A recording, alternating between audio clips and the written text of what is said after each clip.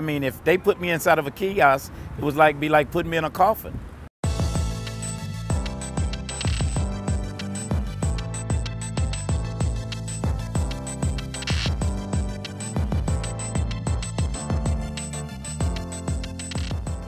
Street vending is a classic way for entrepreneurs to take their first steps up the economic ladder.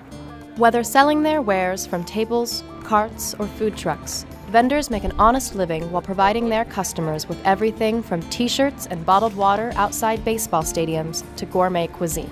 The food truck craze that is sweeping the country has reminded Americans of the benefits that vending provides, both to consumers and entrepreneurs who have big dreams but little startup capital. For us financially, it was our only option. Unfortunately, many cities put needlessly burdensome barriers in the way of vendors. These barriers don't just harm your favorite food truck. They harm everyone who wants to earn an honest living through vending. Take, for example, what the city of Atlanta is doing to its street vendors. I've been able to put my kids through college, working here and being successful. Well, I've been able to develop a lifestyle around vending. I've been able to purchase me a home and basically raise children and grandchildren now. The city of Atlanta, all of a sudden, they turned their back on us, as you might say. Atlanta handed over all vending on public land to a single company. This monopoly is slowly shutting down once independent vendors and replacing them with kiosks.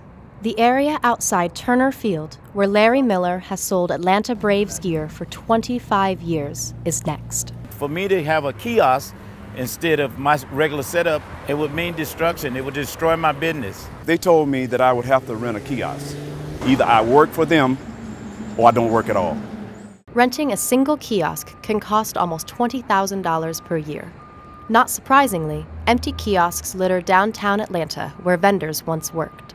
Atlanta should be encouraging entrepreneurship in these tough economic times. But Atlanta's vending monopoly stifles the economic growth that the city desperately needs. I employ 6 people, and they're depending on me, and I'm depending on them now. City council is not creating jobs, the government is not creating jobs. Atlanta is not the only city stifling vendors with burdensome laws. A new report from the Institute for Justice finds that 45 of America's 50 largest cities put real barriers in the way of street vendors. 11 cities ban vending on public property for some or all goods. In 33 cities, entire areas are off limits, often including potentially lucrative areas such as downtown or near sporting venues.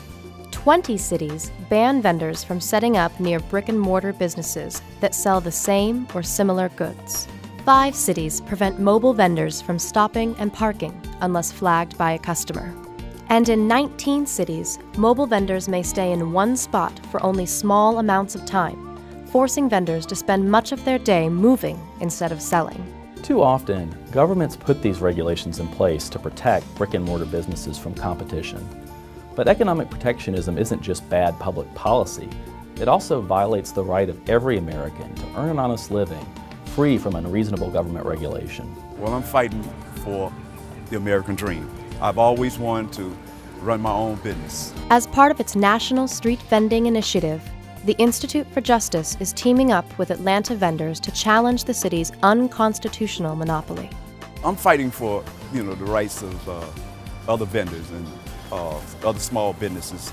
Somebody telling them that they can't run a business. Well, I'm fighting because I believe it's the right thing to do. I mean, I have a family to feed. This is my livelihood. What would I do? A victory will help secure the economic liberty of vendors, not just in Atlanta, but throughout the country.